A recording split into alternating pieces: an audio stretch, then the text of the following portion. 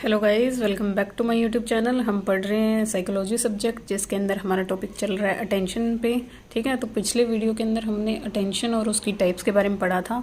आज हम पढ़ेंगे डिटर्मिनेंट्स ऑफ अटेंशन, या फिर आप इसको कह सकते हो मेथड ऑफ अराउजिंग अटेंशन। ठीक है, किन मेथड्स की हेल्प से अटेंशन को अराउज किया जा सकता है, या फिर आप कह सकते हो factors and condition favourable for capturing the attention. ठीक है, ये तीन आपकी हेडिंग्स हैं हमारे आज के टॉपिक की, डिटर्मिनेंट, मेथड्स और फैक्टर। ठीक है, तो इसके अंदर ये सारी चीज़ें आपकी क्लासीफाई की गई हैं दो पार्ट्स के अंदर। First one is external, second one is internal. ठीक है, आप कह सकते हो एक्सटर्नल डिटर्मिनेंट या एक्सटर्नल मेथड या फिर इंटरनल मेथड। एक्सटर्नल जो मेथड हैं वो आपके रहेंगे ऑब्जेक्टिव, इंटरनल जो आपके मेथड रहेंगे वो रहेंगे सब्जेक्टिव, यानी खुद के बारे में रहेंगे, और ऑब्जेक्टिव्स यानी किसी और चीज़ के बारे में। तो एक्सटर्नल जो फैक्टर्स या मेथड रहेंगे आपके वो क्या रहेंगे, हमारे आसपास के एनवायरनमेंट में जो चीज़ें होती हैं जो हमारी अटेंशन को कैप्चर करती हैं उनके बारे में ये है। ठीक है, तो एक्सटर्नल जो आपके मेथड या डिटर्मिनेंट रहेंगे वो क्या रहेंगे, किसी के एनवायरनमेंट में आसपास जो चीज़ें हो रही हैं, कौन सी चीज़ हमारी अटेंशन को कैप्चर कर रही है, हमारा ध्यान अपनी तरफ खींच रही है, वो रहेंगे आपके एक्सटर्नल फैक्टर।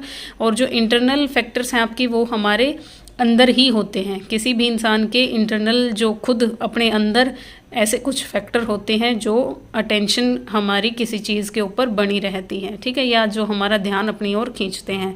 तो सबसे पहले हम डिस्कस करेंगे एक्सटर्नल फैक्टर्स के बारे में, जो हमारे आसपास के एनवायरनमेंट में चीज़ें होती हैं।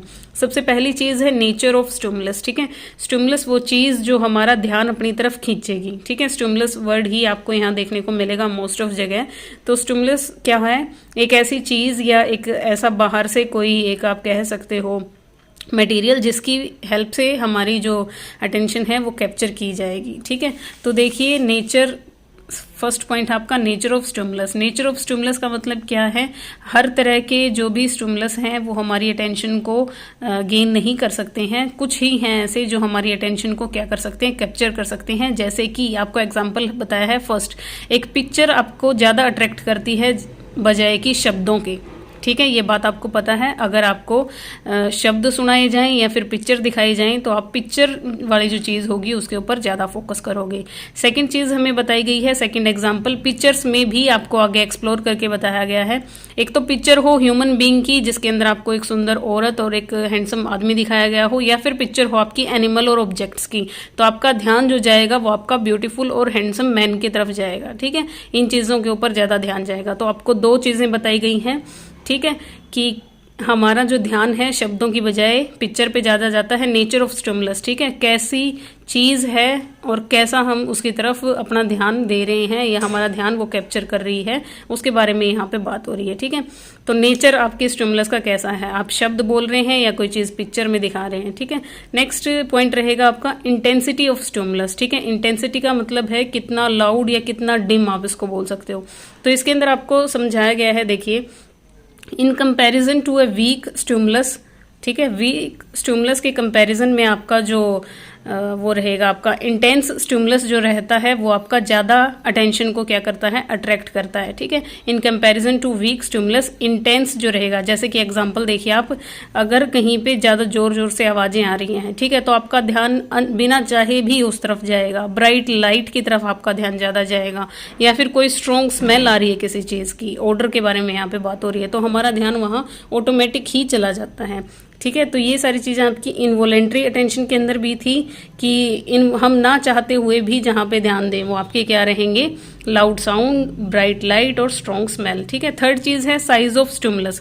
अब देखिए, एक आपको छोटी चीज़ दिखाई जाए, एक आपको बड़ी चीज़ दिखाई जाए, तो आपको पता है बड़ी चीज़ की तरफ आपका ध्यान जल्दी जाएगा। या फिर आपका एक बहुत बड़ा बैकग्राउंड है और उस पर कुछ छोटे छोटे शब्दों में कुछ लिखा हुआ है, तो उस स्मॉल साइज पे भी हमारा ध्यान या अटेंशन कैप्चर हो सकती है। ठीक है, तो ये साइज ऑफ स्टिमुलस के बारे में बात की गई है। नेक्स्ट पॉइंट है हमारा कंट्रास्ट, चेंज या नोवेल्टी। कंट्रास्ट का मतलब क्या है, वेराइटी। ठीक है, एक तो देखिए आप जैसे आप क्लास की ही बात ले लीजिए, आपको क्लास में क्या मतलब वर्बली पढ़ाया जा रहा है। ठीक है, लेकिन एक दिन ऐसा हो कि आपको कैसे पढ़ाया जाए, आपको पढ़ाया जाए मैप और चार्ट्स की हेल्प से। ठीक है, मैप और चार्ट्स की हेल्प से अगर आपको पढ़ाया जा रहा है तो आप उस चीज़ की तरफ ज़्यादा फोकस रहोगे या ज़्यादा ध्यान दोगे। ठीक है,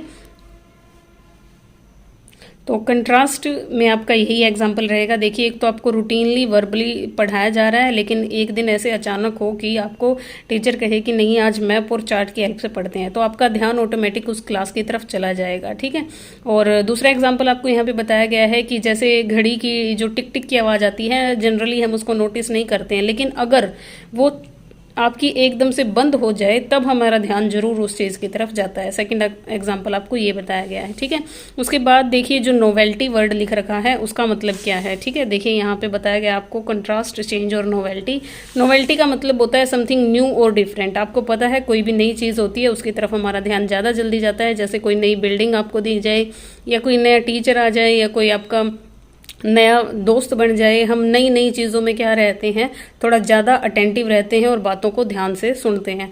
तो नोवेल्टी भी आपका क्या है, एक एक्सटर्नल फैक्टर है जो आपकी अटेंशन को कैप्चर कर सकता है। नेक्स्ट पॉइंट है आपका लोकेशन ऑफ स्टिमुलस। ठीक है। लोकेशन ऑफ स्टिमुलस का मतलब क्या है कि जो भी आपका स्टिमुलस है वो कहाँ पे प्रेजेंट है। देखिए, जैसे कि location of stimulus also affect attention. जैसे कि विजुअल, अगर आपको कोई चीज़, कोई तस्वीर आपको दिखाई गई है, ठीक है, और वो जस्ट आपकी आंखों के सामने है। मान लो इस पेज पे आपको कोई वो दिखाई जाए, यहाँ पे कोई इमेज आपको दिखाई जाए, तो आपका ध्यान इस सब चीज़ों से हटके उस इमेज की तरफ ही चला जाएगा। ठीक है। और आपको इसके अंदर एग्जांपल बताया गया है, जैसे कि आपके न्यूज़पेपर के अंदर होता है, या फिर टीवी के अंदर जो ऐड आती हैं उनके अंदर आपको देखने को मिलता है। ठीक है। उसके अंदर आप क्या होता है, अगर एक तो आधा पेज आपका एक पिक्चर से भरा हुआ है या फिर उस पर वर्ड लिखे गए हैं, तो आपका ध्यान कहाँ जाता है, उस अपर हाफ पे जहाँ पे पिक्चर छपी हुई होती है वहाँ पे आपका ध्यान जाता है। नेक्स्ट पॉइंट है आपका रिपीटिशन ऑफ द स्टिमुलस। ठीक है। रिपीटिशन ऑफ द स्टिमुलस का मतलब क्या है, एक ही चीज़ को अगर बार बार आपके सामने ला के रख दिया जाए तो आप ना चाहते हुए भी उस चीज़ पर ध्यान देते हो। मान लो पहली बार आपने ध्यान नहीं दिया, आप इग्नोर कर सकते हो एक स्टिमुलस को पहले बार में, लेकिन अगर वही चीज़ आपको बार बार दिखाई जाए तो आपका ध्यान उस तरफ चला जाता है। तो रिपीटिशन का मतलब एक ही स्टिमुलस को बार बार रखना। ठीक है। इसके अंदर आपको एग्जाम्पल बताया गया है, जैसे कि ये पैराग्राफ है। ठीक है। ये पैराग्राफ है और इसके अंदर स्पेलिंग मिस्टेक हो, तो आप पहली बार देखोगे सोचोगे गलती से हो गया होगा, लेकिन वही स्पेलिंग मिस्टेक आपको दोबारा देखने को मिलेगी तो आपका ध्यान वहाँ पे जरूर जाएगा। ठीक है। और आप इस चीज़ को नोटिस में भी फिर आगे बताओगे कि नहीं ये स्पेलिंग गलत है यहाँ पे। तो रिपीटिशन आपको बताया है। नेक्स्ट पॉइंट बताया है मूवमेंट ऑफ स्टिमुलस। ठीक है। मूवमेंट ऑफ स्टिमुलस का मतलब क्या है, एक मूविंग, एक चलता फिरता अगर आपको कोई चीज़ दिखाई जाए तो उस पर आपका ध्यान ज़्यादा देर तक बना रहता है एज कंपैरिजन टू किसी एक नॉन मूवेबल चीज़ पे। जैसे कि इसमें एग्जांपल आपको बताया गया है आपके सिनेमा घरों में या स्क्रीन पे।